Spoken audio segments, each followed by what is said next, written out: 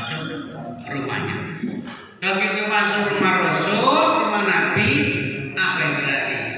Jadi Rasul tadi ya, orang yang tadi yang berselimut tadi, ya, yang berselimut langsung mau istilahnya mau dibunuh. Begitu mau diginikan, mau dipedang, langsung disingkapkan. Loh, Ali. Ini bukan Muhammad ini, Ali. Oh, Muhammad udah keluar, gimana ini? Cari. Jadi istilah itu prank. Nah, apa? Saya Ali tadi. Nah, kaget. Apa di prank? Wah, ini Muhammad sudah kabur ini. Cari. Dicari, keliling sampai berada di Gua Sur. Gua Sur. Gua tempat Nabi Muhammad dan Sayyidina Abu Bakar istirahat. Nah di Gua Sur ada proses, ada peristiwa, yakni Sayyidina Abu Bakar ini kakinya diserang akan dipatok ular, digigit ular koprak. Nah Gua Sur ini agak kenanas, jadi kan bukan di bawah tapi agak kenanas. Ini sudah begitu keliling orang-orang kafir Quraisy mencari Nabi, ini sudah sampai di kaki gua. Mau mencari. Nah, tapi orang kafir Quraisy ini tadi nggak masuk ke gua karena guanya tertutup oleh apa itu? Itu yang laba-laba, jaring laba-laba, spider. Tertutup jaring laba-laba. Akal manusia ketika gua itu banyak jaring laba-laba yang otomatis tidak ada yang masuk ke dalam. Buktinya itu jaring laba-laba yang banyak. Berarti nggak mungkin Muhammad ke sini, nggak, ayo ke sana. Jadi tidak jadi masuk. Semuanya masuk bahayanya. Entah apa yang terjadi kalau masuk ke gua.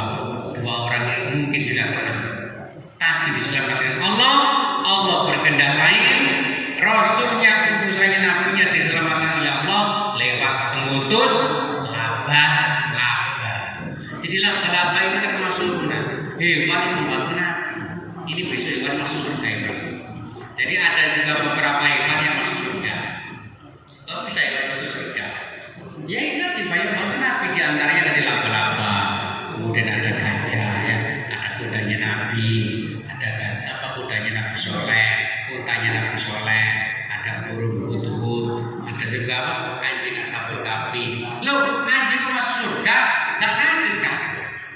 Nah, ya, anjing Ashabul Kahfi yang masuk surga besok dirubah, disulap tidak seperti anjing, sudah ganti wajah, ganti wajah baru, entah itu jadi keledai, jadi kambing, pokoknya kambing tidak anjing. Ashabul Kahfi ada. Nah itu masuk laba-laba ini. Makanya kalau kamu ketemu laba-laba jangan dirusak, jangan dibunuh atau dirusak jaring. Itu membantu Nabi, hewan membantu Nabi. Allah mengutus laba-laba supaya menutupi pintu gua, ditutup. Loh, kalau semua nggak ada laba-laba jaring-jaringnya, otomatis orang-orang kafir Quraisy yang mengejar Nabi masuk ke dalam mulut gua, mati kata Nabi, kebunuh, dibunuh. Berhubung Allah Subhanahu wa taala termasuk menginginkan lain, termasuk Nabi Muhammad tetap hidup, maka mulut gua tadi ditutupi jaring laba-laba. Nanti ya, Pak, itu jaring laba-laba ya. Otomatis yang itu kalau kita pikir, wakil punya banyak apa? Banyak jaring laba-laba, kok nggak ada? Oh jelas nggak masuk Nabi. Oh itu tertutup semua. Kalau masuk kan otomatis rusak jaringannya. Kalau dimasukin orang rusak jaring mudah begini aja, bukan jaring tali ya, atau jaring dari kabel, bukan. Jaring laba-laba kan gampang dirusak. Ini sudah rusak. Makanya ini termasuk penyelamatan Allah Nabi Muhammad Shallallahu Alaihi Wasallam. Jadi tidak lepas dari pantauan Allah, tetap dijaga karena Nabi dijaga oleh Allah. Nah, kemudian setelah itu ya, setelah berada di gua selama beberapa lama, kemudian melanjutkan perjalanan sampai ke Mekah, Madinah. Nah, di Madinah inilah Nabi Muhammad disambut oleh orang-orang Ansor. Istilah Ansor itu orang yang menolong ya,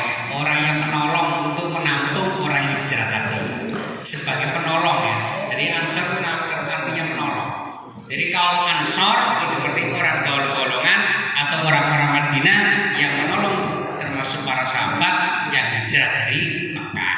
Yang hijrah disebut kaum Muhajirin, yaitu orang-orang hijrah dari Mekah ke Madinah. Yang di Madinah yang menolong, yang memberi tempat, yang beri tempat rumah dan sebagainya, itu disebut kaum Ansor. Nah, begitu sampai di Madinah disambut kanjeng Nabi dengan qala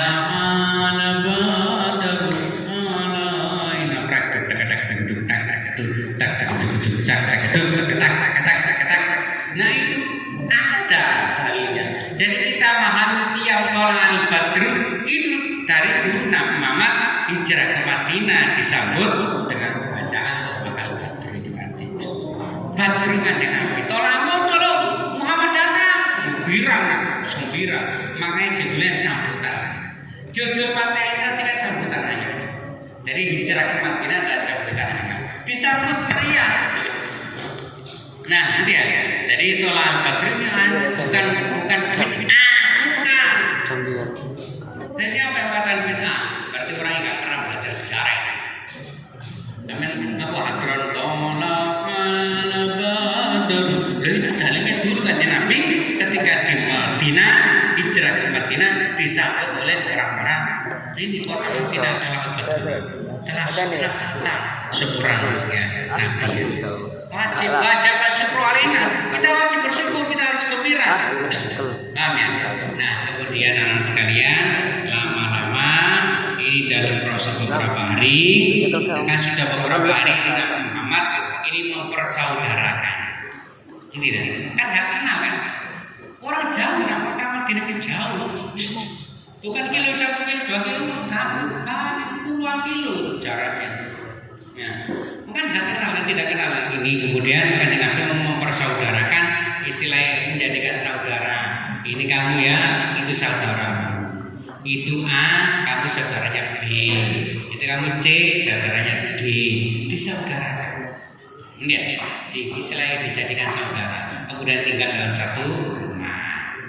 Kemudian tinggal jadi berarti lama-lama menyebar. Makanya orang-orang yang di Mekah di Madinah itu aslinya campur, bukan Madinah campur. Awalnya dulu, ya. Kemudian beranak pinak jadi banyak-banyak, jadi sampai sekarang. Awalnya dulu juga ada orang Mekah yang campur ke Madinah tadi. Ya. Nah, proses tersebut ketika di Mekah 10 tahun ini banyak menghasilkan orang ada yang masuk Islam banyak sekali karena memang strategi di Madinah juga sudah bagus. Apa yang dilakukan Nabi ketika sudah berada di Madinah, dakwah apa yang dilakukan Nabi ketika berada di Madinah, diantaranya adalah pertama membangun Masjid Nabawi. Karena sekalian pembangunan masjid di Madinah yang disebut dengan Masjid Nabawi, Masjid Nabi. Di Nabawi itu Nabawi. Ya.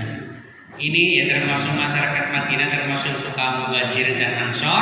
Ini ikut mendirikan masjid. Dicampur ke Madinah. Enggak paham ya? Muhajir itu orang hijrah. Jadi dinamakan Nabi Muhajir karena memang orang Mekah hijrah pindah ke Madinah. Dinamakan Muhajirin. Nah, orang yang menolong yang berada di Madinah waktu itu yang usia atau menolong ya, menerima baik ya, orang Mekah yang hijrah ke Madinah yang menolong itu disebut kaum Ansor. Paham ya? Ada kaum Muhajirin dan kaum Ansor. Ini bersama-sama bangun masjid. Nah, masjid pertama dulu berdinding bata.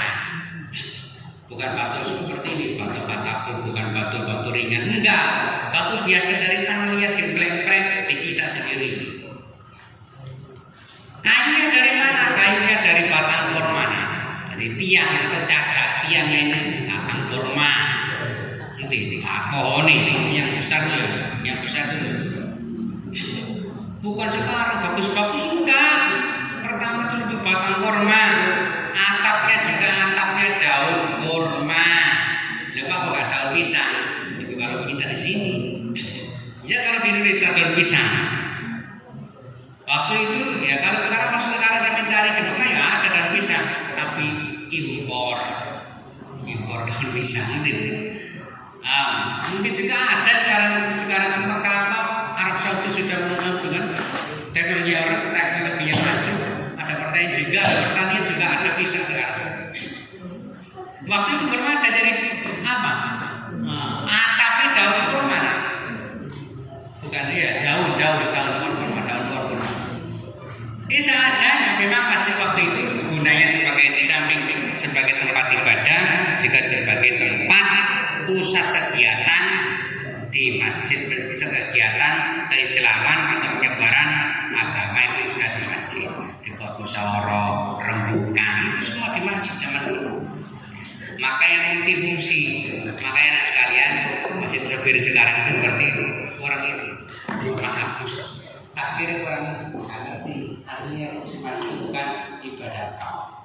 Ya banyak itu musyawarah, kegiatan, latihan, kegiatan, kegiatan. Sebenarnya begitu, aslinya fungsi dari masjid itu banyak, bukan ibadah kau. Sebenarnya, cuma kan nggak boleh kamu di sini kan, katanya nggak boleh. Kamu di masjid nggak boleh. Sebenarnya banyak fungsinya masjid. Memang orang nggak paham sejarah, ya nggak apa-apa. Gimana lagi mau rame ya, maksudnya begitu ya. Jadi satu mendirikan masjid, kemudian dua kanjeng Nabi ketika di Madinah, sebenarnya ini tadi membangun persaudaraan, selain menjadikan saudara antara kaum Muhajirin dan kaum Ansor. Dan yang kenal orang Mekah nggak kenal sama sekali, nggak punya saudara. Nah, ketika di kota lain, di negara lain terus nggak punya saudara, bingung kita. Coba saja kita pikir kita ke Thailand, terus nggak punya teman, nggak punya saudara, toleh. Nah, kamu ditinggal di situ, apa di situ ditinggal, kemudian wis tak tinggal ini. Gimana perasaan? Nangis. Iya kalau mecer, ini kan ditinggal, dibuang ke Thailand. Terus gimana perasaan kita? Hancur. Terus siapa nggak bahasa sudah nggak bisa bahasa Thailand. Dan tempat juga nggak punya saudara apalagi. Nah, makanya Nabi Muhammad ini mempersatukan ini, mempersaudarakan antara kaum Muhajirin dan kaum Ansor. Jadi dulur dijadikan saudara. Nah, kemudian diantaranya lagi ada perumusan piagam Madinah. Lalu membuat piagam Madinah maksudnya ada peraturan membuat undang-undang.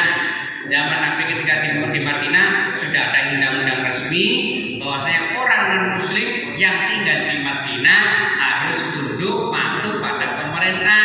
Waktu itu itu Nabi Muhammad. Makanya orang muslim juga bisa tinggal di Madinah waktu itu. Ya, itu diantara program yang